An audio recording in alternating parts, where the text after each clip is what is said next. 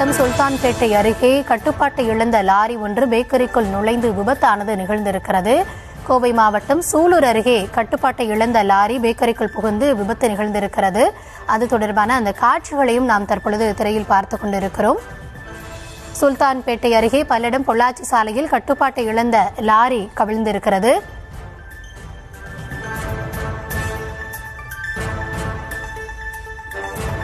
கூடுதல் விவரங்களோடு நம்முடைய செய்தியாளர் கோவிந்தராஜன் இணைந்திருக்கிறார்.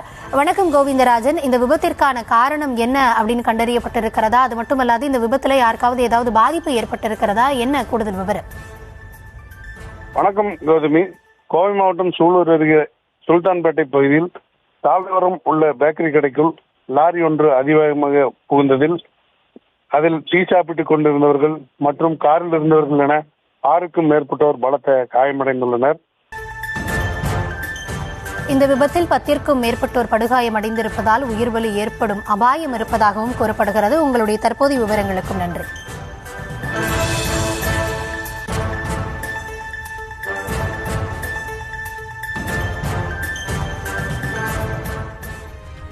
தொடர்ந்து விரிவான செய்தி.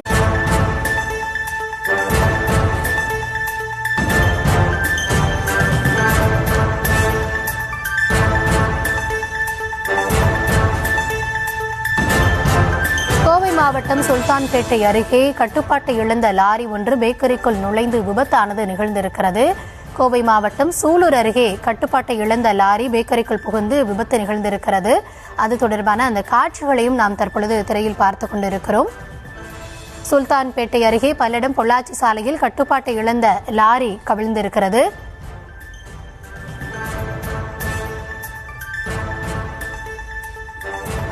கூடுதல் விவரங்களோடு நம்முடைய செய்தியாளர் கோவிந்தராஜன் இணைந்திருக்கிறார்.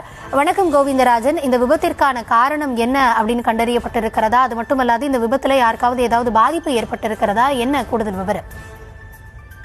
வணக்கம் கௌதமி.